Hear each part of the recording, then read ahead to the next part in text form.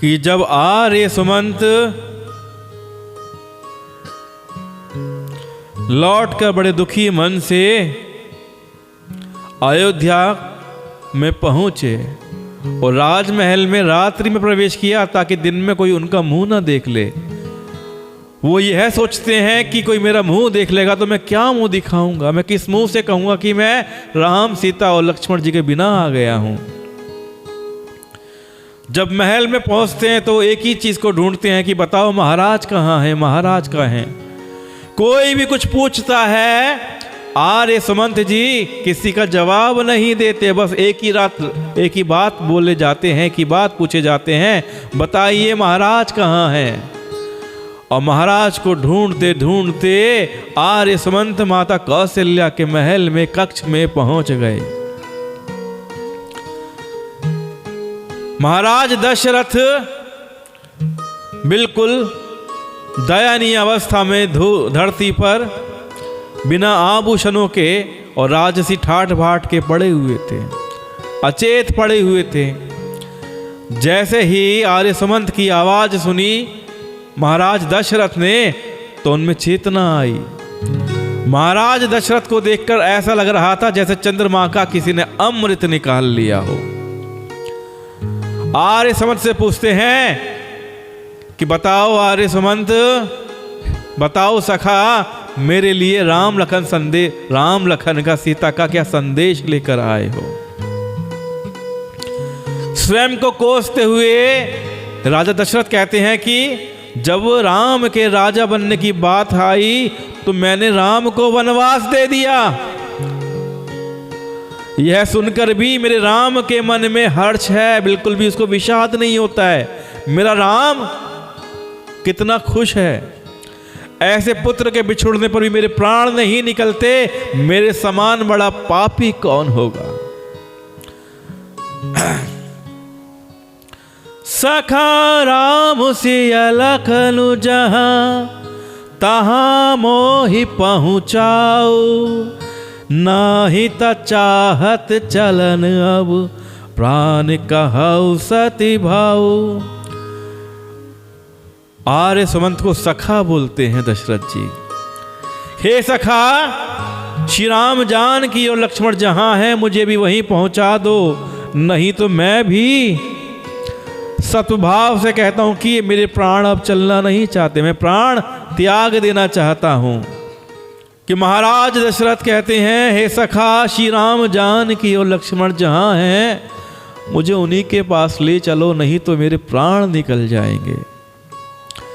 राजा बार बार मंत्री से पूछते हैं, मेरे प्रियतम पुत्रों का संदेशा सुनाओ। हे सखा, तुम तुरंत वही उपाय करो जिसे श्री राम लक्ष्मण और सीता को मुझे आंखों से दिखा दो। जितना प्रेम दशरथ ने किया, बड़ा भारी प्रेम श्री राम से किया। इतना प्रेम किया, इतना प्रेम किया कि मेरे महाराज के प्रभु प्राण अपने राघव जी के लिए कंठ में आकर अटक गए। मंत्री धीरज धरकर कोमल वाणी से बोले, महाराज आप तो पंडित और ज्ञानी हैं। हे देव, आप शूरवीर तथा उत्तम धैर्यवान पुरुषों में श्रेष्ठ हैं। आपने सदा साधु समाजों का सेवन किया है। जन्म मरण सुख दुख के भोग, हानि लाभ प्यारों का मिलना बिछुड़ना, ये सब है स्वामी काल और कर्म के अधीन रात और दिन की तरह बरबस होते रहते हैं। मूर्ख लोग सुख में हर्षित होते हैं और दुख में रोते हैं, पर धीर पुरुष अपने मन में दोनों को समान समझते हैं। हे सबके हितकारी रक्षक, आप विवेक विचार कर धीरज धरिए और शोक कर परित्याग कर दीजिए। शोक मत करिए। आप तो ज्ञानी हैं, आप पंडित हैं, आप तो सब जानते हैं, मुझसे क्या पूछ रहे हैं। प्रथम वासुतम सा भयउ, दूसर सुर सरि तीर, नाई रहे जल पानु करी, सिय समेत दो वीर। अयोध्या कांड का 150 नंबर दोहा है ये। अगर आप साथ में पढ़ रहे हैं तो इस दोहे पर आ जाइए। अब आर्य सुमंत जो जो हुआ वो सब कथन महाराज दशरथ को सुनाते हैं कि श्री राम का पहला निवास तमता के तट पर हुआ, दूसरा गंगा तीर पर सीता जी सहित दोनों भाई उस दिन स्नान करके जल पीकर ही रहे, कुछ खाया पिया नहीं राघव जी ने। इस प्रकार दोनों भाई 2 दिन भूखे रहे, केवल जलपान करके रहे। कि आर्य सुमंत सारी घटनाओं को बता रहे हैं कि कैसे मेरे राघव और माता जानकी लक्ष्मण भैया के साथ में 2 दिन रहे। पहले 2 दिन मेरे राघव जी, मेरी माता और लक्ष्मण जी भूखे रहे, कुछ नहीं खाया उन्होंने, सब जल पी कर रहे। पहला निवास उनका था तमसा नदी के किनारे और दूसरा गंगा की नदी के किनारे। दोनों दिनों में मेरे राघव जी ने कुछ खाया नहीं, भूखे रहे, सिर्फ पानी पी के गुजारा करते रहे। लेकिन केवट ने और निषाद राज ने बहुत सेवा की। वो रात सिंगरौर में ही बिताई, सिंगरौर मतलब श्रृंगवेरपुर में बिताई।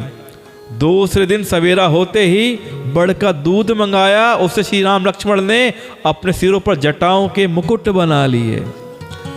तब श्री रामचंद्र जी के सखा निषाद राज ने नाव मंगाई, पहले प्रिया सीता जी को उस पर चढ़ाकर फिर श्री रघुनाथ जी चढ़े। फिर लक्ष्मण जी ने धनुष बाण सजाकर रखे और प्रभु श्री रामचंद्र जी की आज्ञा पाकर स्वयं उस नाव में चढ़े। मुझे व्याकुल देखकर श्री रामचंद्र जी धीरज धरकर मधुर वचन बोले, हे तात, पिताजी से मेरा प्रणाम कहना और मेरी ओर से बार बार उनके चरण कमल पकड़ लेना, उनके चरणों को पकड़ लेना और पांव पकड़कर मेरे पिता से विनती करना कि हे पिताजी, मेरी चिंता ना कीजिए, आपकी कृपा अनुग्रह और पुण्य से वन में और मार्ग में हमारा कुशल मंगल होगा। श्री राम जी ने और क्या संदेशा भेजा कि हे पिताजी, आपके अनुग्रह से मैं वन जाते हुए सब प्रकार का सुख पाऊंगा। राजा दशरथ ने वन भेज दिया, लेकिन राम इसे क्या मानते हैं? अनुग्रह।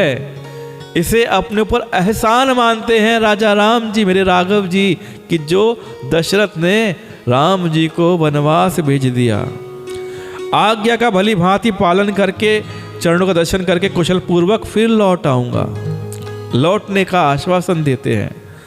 सब माताओं के पैरों पड़ पड़कर उनका समाधान करके उनसे बहुत विनती करके तुम वही प्रयत्न करना जिससे कौशलपति पिताजी कुशल रहें। सबको एक ही बात समझा रहे हैं मेरे राघव, आर्य सुमंत के माध्यम से संदेशा भेजा है, मैसेज भेजा है कि वही सब करना जिससे मेरे पिताजी कुशल रहें, मेरे पिताजी सुखी रहें। गुर सन कहब संदेशु बार बार पद पदुम गही, करब सोई उपदेशु जेहि ना सोच मोहि अवधपति। कि बार बार चरण कमलों को पकड़कर गुरु वशिष्ठ जी से मेरा संदेशा कहना कि वे यही उपदेश दे जिससे अवधपति पिताजी मेरी सोच ना करें, मेरे बारे में ना सोचें। गुरु वशिष्ठ के लिए भी संदेशा भेजा है कि वशिष्ठ जी को ऐसा कहना कि मेरे पिताजी को समझाएं जिससे अवधपति पिताजी मेरे बारे में ज्यादा ना सोचें। हे तात, सब पुरवासियों और कुटुंबियों से निहोरा करके, निहोरा मतलब अनुरोध करके, मेरी विनती सुनाना कि वही मनुष्य मेरा सब प्रकार से हितकारी होगा जिसकी चेष्टा से महाराज सुखी हो जाएंगे। जो मेरे पिता को खुश करने के लिए चेष्टा करेगा वही मेरा सबसे प्यारा बनेगा। ये सब पुरवासियों से, सब अवधवासियों से, सब कुटुंबियों से कह देना। और जब भरत आ जाए ना मेरा भाई, तो उसको मेरा संदेशा कहना कि राजा का पद पाने पर नीति मत छोड़ना, कर्म वचन और मन से प्रजा का पालन करना और सब माताओं को समान जानकर उनकी सेवा करना। और हे भाई, पिता माता और स्वजनों की सेवा करके अपने भाई पने को अंत तक निभाना। हे तात, हमारे पिताजी की इसी प्रकार से रखना, हमारे पिताजी की उसी प्रकार से सेवा करना जिससे वे कभी किसी तरह भी मेरी सोच ना करें, मेरे बारे में सोच सोच कर परेशान ना हो। इस प्रकार राघव ने ये वचन कहे हैं। लेकिन क्या कहा, आर्य सुमंत ने वो बात भी कह दी जब लक्ष्मण जी को गुस्सा आ रहा था। कहते हैं कि लक्ष्मण जी ने कुछ कठोर वचन कहे हैं, किंतु श्री राम जी ने उन्हें बरच कर फिर मुझसे अनुरोध किया कि बार बार अपनी सौगंध दी कि हे तात, लक्ष्मण वाली बात किसी से मत कहना, ये लड़कपना है लक्ष्मण जी में। जितने हमारे राम जी शील हैं, सरल हैं, दुख में हर्ष से जुड़े रहते हैं, उतने ही हमारे लक्ष्मण जी जल्दी गुस्सा कर जाते हैं। और गुस्सा बड़ी खराब चीज है। गुस्से में आदमी बड़ी गलत बातें बोल जाता है। तो राघव जी यही प्रार्थना आर्य सुमंत से कहती हैं कि ये लड़कपने वाली बात लक्ष्मण की किसी से मत कहना। सौगंध खिलाते हैं सुमंत जी को। कहीं पर नाम का चुकहन लिए से ये भाई से थेल सने, थकित बचन लोचन सजल पुलक पल्लवित देह। प्रणाम कर सीता जी भी कुछ कहने लगी थी, परंतु स्नेहवश वो शिथिल हो गई, उनकी वाणी रुक गई, उनके नेत्रों में जल भर आया और शरीर उनका रोमांच से भर गया था। वो कुछ कह नहीं पाई, कहना चाहती थी, बोल ही नहीं पाई कि माता सीता कुछ कहना चाहती थी।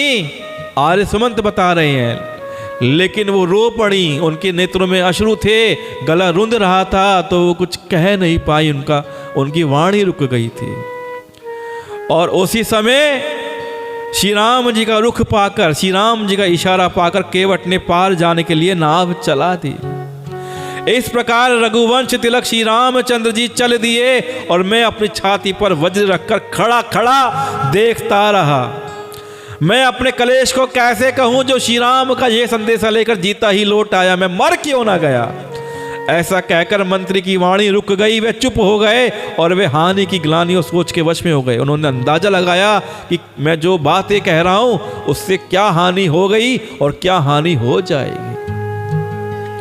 सारथी सुमंत के वचन सुनते ही राजा पृथ्वी पर गिर पड़े। उनके हृदय में भयानक जलन होने लगी, वे तड़पने लगे, उनका मन भीषण मोह से व्याकुल हो गया, मानो मछली को मांझा व्याप हो गया हो, अर्थात कि मछली को वर्षा का पहला जल लग गया हो। सब रानियां विलाप करके रो रही हैं। उस महान विपत्ति का कैसे वर्णन किया जाए कि रोआराट मच गए, महल के अंदर खूब रुदन मच गए, रानियां खूब रोने लगी। उस समय के विलाप को सुनकर दुख को भी दुख हो गया, कि दुख को भी दुख हो गया और धीरज का भी धीरज भाग गया।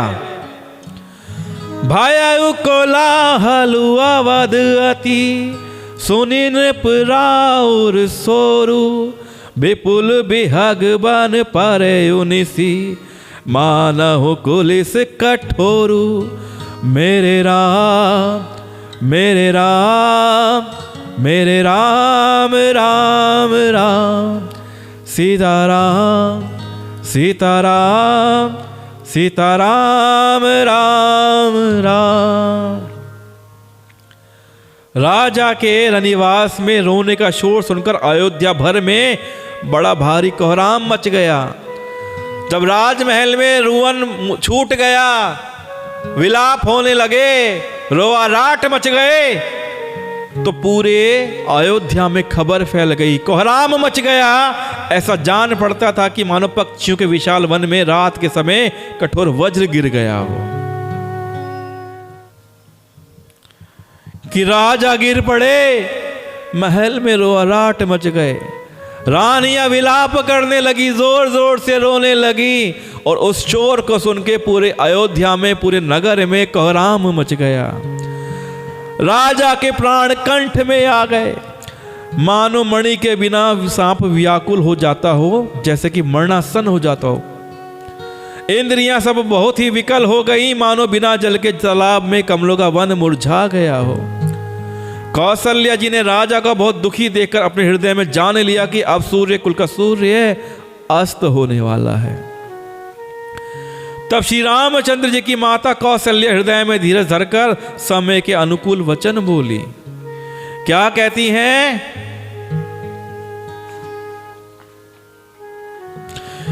कि हे नाथ, आप मन में समझकर विचार कीजिए कि श्री रामचंद्र का वियोग अपार समुद्र है, कि श्री रामचंद्र का जो वियोग है यह बहुत बड़ा समुद्र है, जिसमें क्या है, हमारी अयोध्या जहाज है। और आप कौन हैं? आप उस जहाज के कैप्टन हैं, आप उस जहाज के कर्णधारक हैं, खेने वाले हैं। और उस जहाज पर बैठे हुए सब प्रियजन, कुटुंबी और प्रजा ही यात्रियों का समाज है जो इस जहाज पर चढ़ा हुआ है। तो ये जहाज डूब ना जाए, यह बात मन में माता कौशल्या सोच रही हैं। कौशल्या ने अपने दिल पर काबू रखा, अपने दिल पर पत्थर रखा और खुद अपना रोना छोड़कर महाराज को समझाने लगी।